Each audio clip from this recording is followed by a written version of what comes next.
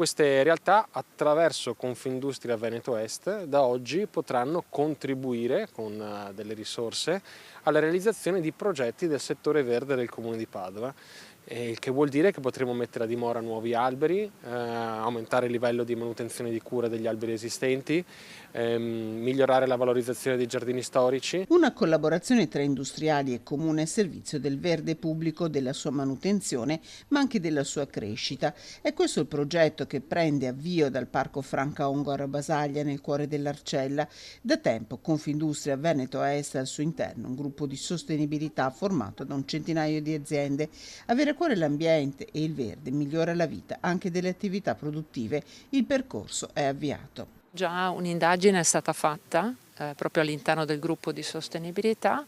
Quando avremo l'ok ufficiale, quindi firmato ufficialmente, inizieremo a proporlo e poi in occasione della settimana della sostenibilità, che come anno facciamo nel mese di marzo, in quell'occasione verrà anche presentato ufficialmente questo progetto. Un patrimonio vasto, quello presente nel comune di Padova. Noi abbiamo come quantità di alberi un numero pari a circa 65.000 alberi censiti, già quindi adulti, e poi un altro circa 10.000 alberi che sono invece in situazione di crescita, quindi con operazioni di forestazione urbana, quindi parliamo di 75.000 sostanzialmente, grosso modo, alberi in città, e abbiamo più di 5 milioni di metri quadrati di verde pubblico da gestire, quindi anche con tutta la complessità del caso. È un ginkgo biloba, pianta antica, simbolo vivente di resilienza, quella messa a dimora a sigillo dell'accordo. Qui siamo, lo sappiamo tutti, in un parco che rischiava di non essere tale fino